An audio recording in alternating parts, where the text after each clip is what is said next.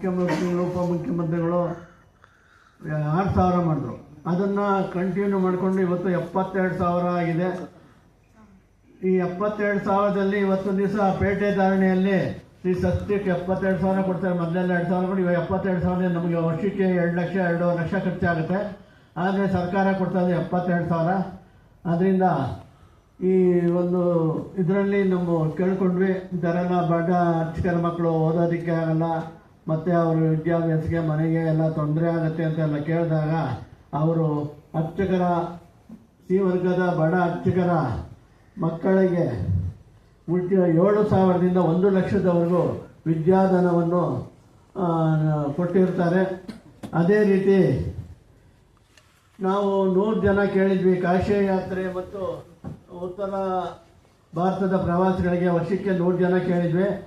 ನಮ್ಮ ರಾಮಲಿಂಗರೆಡ್ಡಿ ಸಾಹೇಬರು ಒಂದು ವರ್ಷಕ್ಕೆ 1,200 ಜನ ಪ್ಲಸ್ ಅವ್ರ ಕುಟುಂಬದವರೊಬ್ಬರು 2,400 ಜನನ ಕಳಿಸೋದಕ್ಕೆ ಒಂದು ವ್ಯವಸ್ಥೆ ಮಾಡಿದ್ದಾರೆ. ಅದು ಬಹಳ ಬಡ ಅಧಿಕರು ದುಡ್ಡುಗಳು ಖರ್ಚು ಮಾಡಿಕೊಂಡು ದೊಡ್ಡ ಕಾಶಿ ಯಾತ್ರೆ ರಾಮೇಶ್ವರ ಯಾತ್ರೆ ಆಗ್ತಾ ಇರಲಿಲ್ಲ, ಅವರು ಮಾಡಿದ್ದಾರೆ.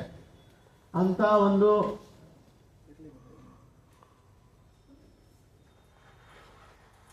ಉಚಿತವಾಗಿ ಕಳಿಸಿಕೊಟ್ಟಿರುವುದು ನಮಗೆ ಬಡ ಅರ್ಚಕರಾದ ಸಿ ವರ್ಗದ ಅರ್ಚಕರಿಗೆ ಬಹಳ ಅನುಕೂಲವಾಗಿರುತ್ತದೆ.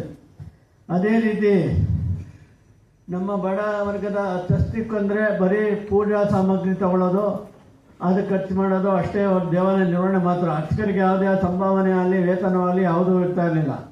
ಆ ಒಂದು ನಾವು ಮನವಿ ಸಲ್ಲಿಸಿದ್ವಿ. ಮರಣ ಹೊಂದಿದ ಅರ್ಚಕರಿಗೆ ಪರಿಹಾರ ಕೊಡಬೇಕು ಅಂತ ಅವರು 2 ಲಕ್ಷ ಪರಿಹಾರವನ್ನು ಕೊಡಲು ಆದೇಶ ಮಾಡಿದ್ದು ನಮ್ಮ ರಾಮಲಿಂಗರೆಡ್ಡಿಯವರು ಇತಿಹಾಸ ನಿರ್ಮಿಸಿದ್ದಾರೆ.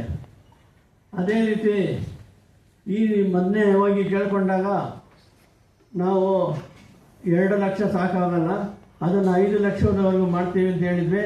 ಅದು ಮಾಡ್ತೀವಿ ಅಂತ ಒಪ್ಕೊಂಡಿದ್ರು. ಮತ್ತು ಮಕ್ಕಳಿಗೆ ವಿದ್ಯಾಭ್ಯಾಸಕ್ಕೆ ಈಗಿನ ಇದರಲ್ಲಿ ಸಾಕಾಗಲ್ಲ, ಅದರಿಂದ ಹೆಚ್ಚಿಗೆ ಮಾಡಬೇಕು ಅಂದಾಗ ಅದನ್ನು ಮಾಡಿಕೊಡ್ತೀನಿ ಅಂತ ನಮಗೆ ಹೇಳಿದರು. ಆಮೇಲೆ ಅರ್ಚಕರು ಮರಣ ಹೊಂದಿದಾಗ, ಅರ್ಚಕರ ಕಾಯಿಲೆ ಇದ್ದಾಗ, ವಯಸ್ಸಾದಾಗ